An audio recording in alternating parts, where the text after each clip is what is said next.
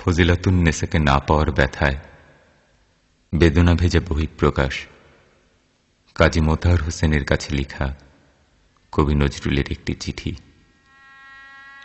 15 জুলিয়াটোলা street, Calcutta, 8/3/28 সন্ধ্যা। প্রিয় মতিহার, পরশু বিকালে এসেছি কলকাতা। উপরের ঠিকানায় আছি। ওর আগেই আসবার কথা ছিল, অসুখ বেড়ে ওঠায় আসতে পারিনি।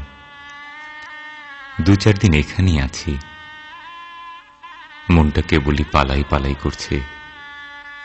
কোথায় যাই ঠিক করতে পারছি না। হঠাৎ কোনো দিন এক জায়গায় চলে যাব, অবশ্য 2-10 দিনের জন্য। যেখানেই যাই আর কেউ না পাক, তুমি খবর পাবে। বন্ধু, তুমি আমার চোখের জলের মতিহার, বাদল রাতের বুকের বন্ধু। যেদিন এই নিষ্ঠুর পৃথিবীর আর সবাই আমায় ভুলে যাবে, সেদিন অন্তত তোমার বুক বিঁধে উঠবে। তোমার ওই ছোট্ট ঘরটিতে শুয়ে, যে ঘরে তুমি আমায় প্রিয়ার মতো জড়িয়ে শুয়েছিলে, অন্তত এইটুকু সান্ত্বনা নিয়ে যেতে পারবো। এই কি কম সৌভাগ্য আমার। কেন এ কথা বলছি শুনবে। বন্ধু আমি পেয়েছি, যার সাক্ষাৎ আমি নিজেই করতে পারবো না। এরা সবাই আমার হাসির বন্ধু, গানের বন্ধু, ফুলের সওদার খরিদ্দার। এরা অনেকেই আমার আত্মীয় হয়ে উঠেছে, প্রিয় হয়ে ওঠেনি কেউ। আমার জীবনের সবচেয়ে করুণ পাতাটির লেখা তোমার কাছে লিখে গেলাম। আকাশের সবচেয়ে দূরের যে তারাটির দীপ্তি চোখের জলকণার মতো ঝিলমিল করবে, মনে করো সেই তারাটি আমি। আমার নামেই তার নামকরণ করো। কেমন? মৃত্যু এত করে মনে করছি কেন জানো? ওকে আজ আমার সবচেয়ে সুন্দর মনে হচ্ছে বলে। মনে হচ্ছে জীবনে যে আমায় ফিরিয়ে দিলে, মরলে সে আমায় বরণ করে নেবে। সমস্ত বুকটা ব্যথায় দিন রাত টনটন করছে। মনে হচ্ছে সমস্ত বুকটা যেন ওইখানে এসে জমাট বেঁধে যাচ্ছে। ওর যদি মুক্তি হয় বেঁচে যাব, কিন্তু কি হবে কে জানে। তোমার চিঠি পেয়ে অবধি কেবল ভাবছি আর ভাবছি, কত কথা কত কি, তার কি কুল কিনারা আছে। ভাবছি আমার ব্যথার রক্তকে রঙিন খেলা বলে উপহাস যে করেন, তিনি হয়তো দেবতা। আমার ব্যথার অশ্রুর বহু ঊর্ধ্বে, কিন্তু আমি মাটির নজরুল হলেও সে দেবতার কাছে অশ্রুর অঞ্জলি আর নিয়ে যাব না। ফুল ধুলায় ঝরে পড়ে, পায়ে পিষ্ট হয়, তাই বলে কি ফুল এত অনাদরের? ভুল করে সে ফুল যদি কারোর কবরিতেই খসে পড়ে, এবং তিনি যদি সেটাকে উপদ্রব বলে মনে করেন, তাহলে ফুলের পক্ষে প্রায়শ্চিত্ত হচ্ছে এক্ষুনি কারোর পায়ের তলায় পড়ে আত্মহত্যা করা। সুন্দরের অবহেলা আমি সইতে পারি না বন্ধু, তাই এত জ্বালা। ভিক্ষা যদি কেউ তোমার কাছে চাইতেই আসে অদৃষ্টির বিড়ম্বনায়, তাহলে তাকে ভিক্ষা নাই দাও, কুকুর লেলিয়ে দিও না। আঘাত করবার একটা সীমা আছে, সেটাকে অতিক্রম করলে আঘাত অসুন্দর হয়ে আসে, আর তক্ষুনি তার নাম হয় অবমাননা। ছেলেবেলা থেকে পথে পথে মানুষ আমি, যে স্নেহে যে প্রেমে বুক ভরে উঠে কানায় কানায়, তা কখনো কোথাও পাইনি।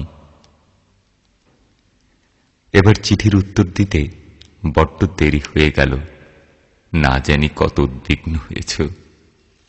কি করি বন্ধু, শরীরটা এত বেশি বেয়াড়া আর হয়নি কখনো। ওষুধ খেতে প্রবৃত্তি হয় না। আমায় সবচেয়ে অবাক করে নিশুতি রাতের তারা। তুমি হয়তো অবাক হবে, আমি আকাশের প্রায় সব তারাগুলোকে চিনি। তাদের সত্যিকারের নাম জানি নে, কিন্তু তাদের প্রত্যেকের নামকরণ করেছি আমার ইচ্ছে মতো।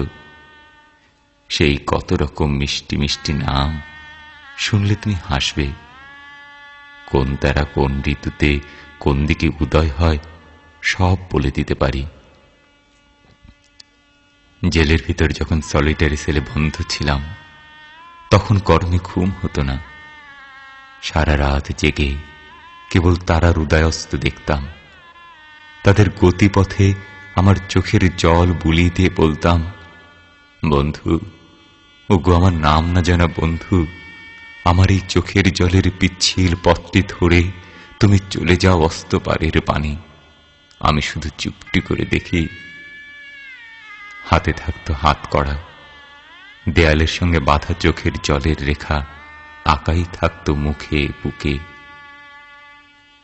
আচ্ছা বন্ধু, কফোটা রক্ত দিয়ে এক ফোঁটা চোখের জল হয়, তোমাদের বিজ্ঞানে বলতে পারে? এখন শুধু কেবলই জিজ্ঞাসা করতে ইচ্ছে করে, যার উত্তর নেই, মীমাংসা নেই, সেই সব জিজ্ঞাসা। যেদিন আমি ওই দূরের তারার দেশে চলে যাব, সেদিন তাকে বলো এই চিঠি দেখিয়ে, সে যেন দুফোঁটা অশ্রুর দর্পণ দেয় শুধু আমার নামে। হয়তো আমি সেদিন খুশিতে উল্কা ফুল হয়ে তার নতুন খোপায় ঝরে পড়ব। তাকে বলো, বন্ধু, তার কাছে আমার আর চাওয়ার কিছুই নেই। আমি পেয়েছি, তাকে পেয়েছি। আমার বুকের রক্তে চোখের জলে আমি তার উদ্দেশ্যে আমার শান্ত স্নিগ্ধ অন্তরের পরিপূর্ণ চিত্তের একটি সশ্রদ্ধ নমস্কার রেখে গেলাম। আমি যেন শুনতে পাই সে আমার সর্বান্তকরণে ক্ষমা করেছে। ফুলের কাঁটা ভুলে গিয়ে তার ঊর্ধ্বে ফুলের কথাই যেন সে মনে রাখে। ঘুমিয়ে পড়েছিলাম, স্বপ্ন দেখে জেগে উঠে আবার লিখছি, কিন্তু আর লিখতে পারছি না ভাই। চোখের জল, কলমের কালি দুই শুকিয়ে গেল। তোমরা কেমন আছো জানিও। তার কিছু খবর দাও না কেন? নাকি সেটুকু মানা করেছে? ঠিক সময় মতো সে ওষুধ খায় তো? কেবলই কিডসকে স্বপ্ন দেখছি, তার পাশে দাঁড়িয়ে ফ্যামি ব্রাউন পাথরের মতো। ভালোবাসা নাও। ইতি, তোমার নজরুল।